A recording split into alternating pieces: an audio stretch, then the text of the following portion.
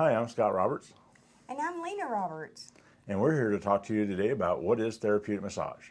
Therapeutic massage is a lot of things. And that is such a wide, that word covers such a wide range of things. Yeah, like, for example?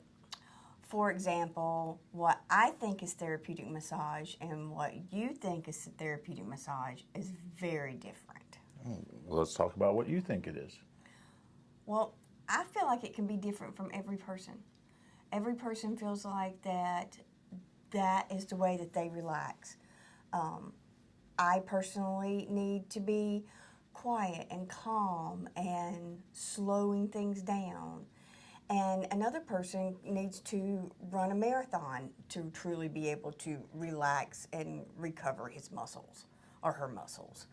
What are some of the things that you like about therapeutic massage? I like the fact that it really makes me think about what it is that I'm doing with that client to help give them, the benefits that they're looking for, whether it be improved range of motion, improved performance, reduction of pain, being able to do things that they like to do or want or need to do, but haven't been able to do. That to me is what is required with therapeutic massage, is that thought process, the critical thinking. The critical thinking process, yes, absolutely. See, like most of my clients that are Lena clients in this office need to have the soft music and the essential oils and the warm table and the hot stones. They need all of that to calm down the external stuff so that I can get in there. And whenever I say get into their muscles, I am not talking with my elbow, or it's all with my hand pressure or with some stones or with the cups even. I'll do some cups every once in a while. And I am working each muscle methodically. But it's a much slower working of it. But I know that you do the same thing of working each muscle methodically. But tell us about how you go about getting the client into your room and starting. Well, I think it's still very important to have some things to help create a more peaceful, relaxing environment, because at the end of the day, the work that I do is more beneficial if that person is open and relaxed to receive it. So I'm not doing so in a completely clinical environment with the overhead lights on and all that stuff.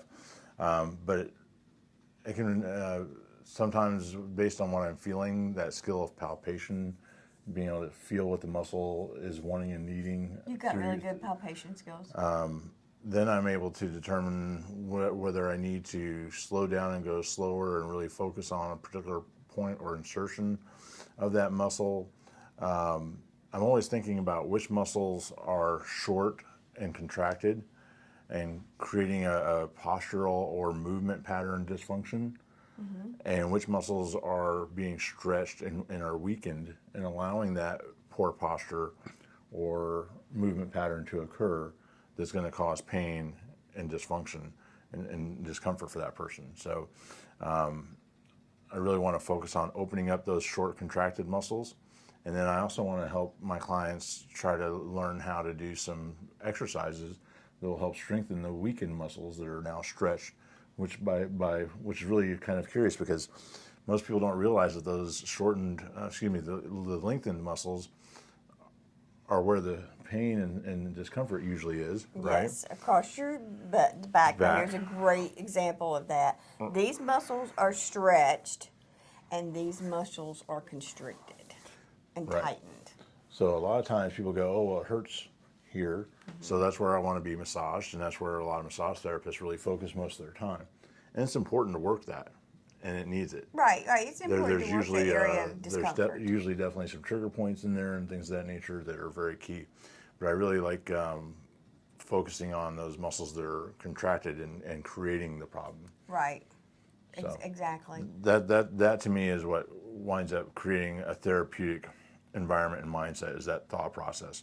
Whether you're doing it with essential oils and cupping and hot towels, or whether you're doing it with scraping and stretching and trigger point work. At the You end do of some cupping too, don't you? of course I do. Yeah. Yeah, it's a little bit. I don't use the vacuum therapy machine. I use the hand pump.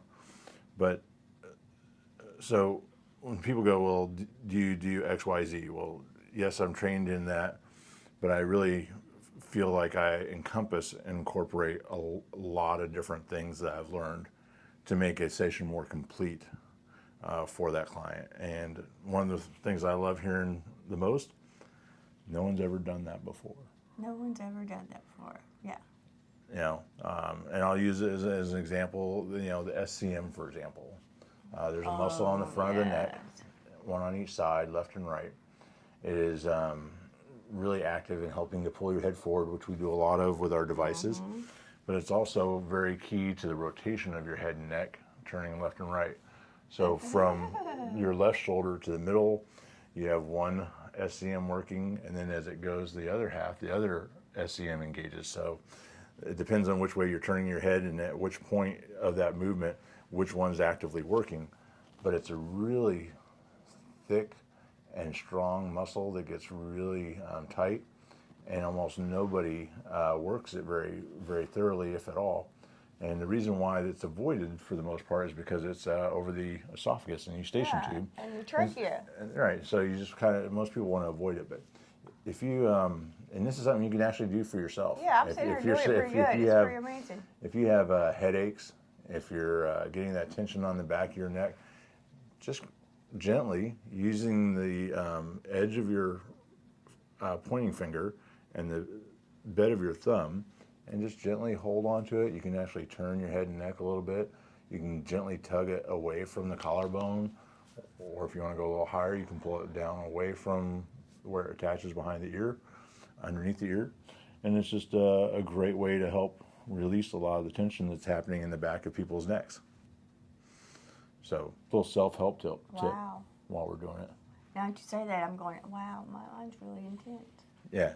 Now, you have to be very, you have to really be careful with it, because it can Yes, be you don't need to very go tender. deep. Yeah, and And so this is extreme, but if you start feeling any kind of lightheadedness or dizziness, stop. Stop. Don't do that. yeah, and it's 99% of the time the feedback I get is that's perfect amount of pressure. For some reason, there's only one person that I can't get perfect pressure for, and that's you. I wish it was a little different. I'm not sure how we've managed to do this and not overcome that, but I know. I try real hard. This is what I like. Yeah. This is what he does. Yeah, but yeah, so that's to me therapeutic massage in kind of a nutshell, and it doesn't really matter as much what you learned. The modalities are very important to learn them. I highly recommend that people learn some of the basics like neuromuscular, myofascial release are two of the very basic but very important parts of therapeutic massage and body work. And then as soon as you can, with your continuing education, I would recommend learning other things, whether it be active isolated stretching or cupping or scraping or sports massage or And you're talking to massage therapists now. Yes. Not to the layperson, no, to the massage therapist. It's really beneficial to learn those things, but the very most important thing, in my opinion, is that critical thought process. Yes. And a good knowledge of the anatomy, so that you can know what muscles you're actually targeting and working, and why it's doing what it's doing. And I feel like the most important thing about therapeutic massage is listening to the client and doing what the client needs that day. Yeah. And a lot of these things, like with scraping and cupping, for example, it's very important to have informed consent. So even if you're a client and you're going to see someone for massage and body work, there are certain things that they should really be communicating with you, because I always say the two most important things I learned in massage school is draping, proper the coverage of a client, and communication. So being able to educate a client about what I'm thinking about doing, what are the advantages to doing so. I want to be able to inform them so that they can make that informed decision. And I can say, is that something you're open to and do you Right. want to try? Right. And if they say no, it's okay. It's okay. It doesn't take me out of my thought process of what I'm going to do in that session. It's No, just- no, because we have so many tools in our toolboxes yeah. that we can use. Talk to us a little bit more about some of the other things you do as far as the hot towels and the benefits of the meta cupping machine as opposed to some of the more traditional cupping methods. Well, I'm going to be very honest today and bare my soul. Uh-oh. I am a reflexologist. That's but you, I forgot. When I came into this profession, I hated feet. I didn't want to touch them. They were gross, especially living here in Florida because everybody has black feet. Even though I lived in the state, North Carolina, that was the Tar Heel state, I did not understand Tar Heel till I moved to Florida because everybody around here has Tar Heels. So I took a class and the teacher was doing lots of feet work. It was, I don't even remember what class it was, but I was like, this is gross. I'm not touching this person's feet. And he said, here. And he went and got a hot towel and he put it over their feet and he was like, massage them through the towel. And I was like, well, okay, I can do that. And I started massaging through the towel and then I realized, if I did a pretty good massage with the towel, it cleaned the foot also, so it wasn't quite as black whenever I was done. And I don't know if it was just really something that it helped me get over my fear of feet.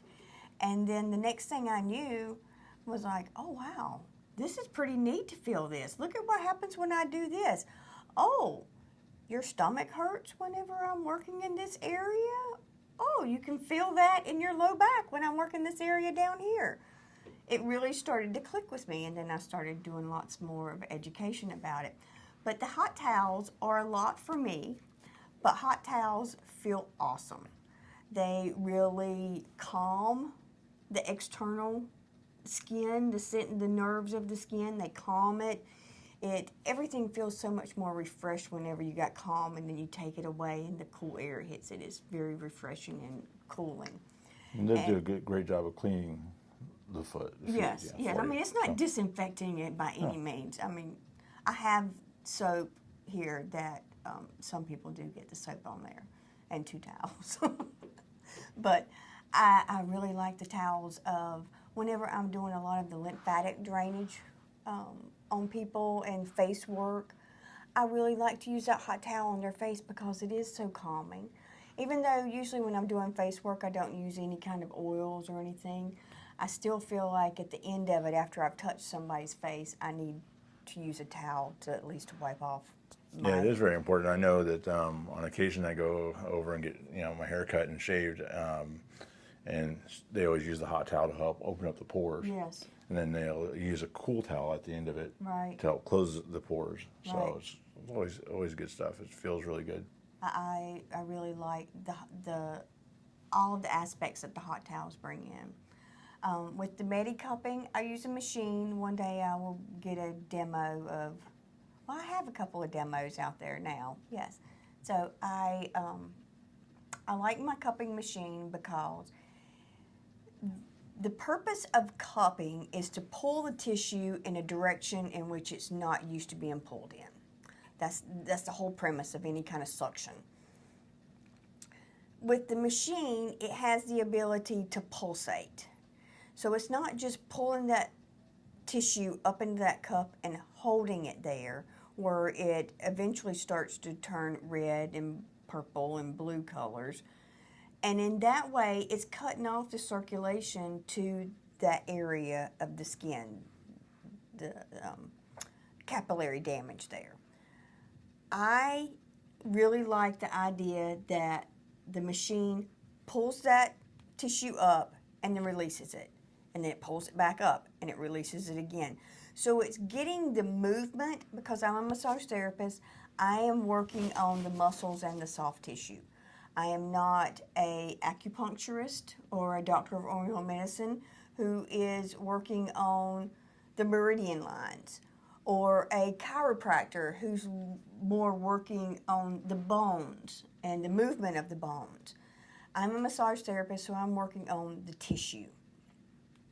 And having that movement in the tissue creates space, it creates circulation, and all of the muscles around it kind of start working together. It's not just that one muscle working there. It's all the muscles around it are now syncing up together and going, oh, okay, I remember how we all used to communicate and play very nicely on the playground. So that's why I like the cupping, and it's easy to pop it on a client for a certain area, but it's also easy to put it on an area and go work another area and just let it sit there and work. And Yeah, I had a client the other day that thought that because she's had that experience before that if I offered cupping that I was going to put the cups on her and then not do anything else. And to me, it's just another way of having the cups do their work while I'm working something Right. else. So I'm always hands on regardless of whether I'm using the cups or not. So Exactly. that's important to know as well. Yeah, it's not. Now Angelina, our doctor of Oriental medicine, now she used cups, and she will put the cups on and then walk away, because her approach to it is more into the meridian lines to where you let the cups and the body do the work. You And don't she's wanna not a massage therapist. No, she's not. That's what I was saying. That's the difference between massage therapist cupping and Chinese medicine cupping. All right. That's it. Is there anything else you wanted to talk about with therapeutic massage? No, but therapeutic massage, I mean, yes, excuse me. Yes, therapeutic massage is very, very broad, but as long as you have communication between you and your client, you can make their therapeutic massage perfect for them. Absolutely, because at the end of the day, it is all about the person on the table and what their needs are. I'm Lena Roberts. Scott Roberts, and I hope you guys have a great day.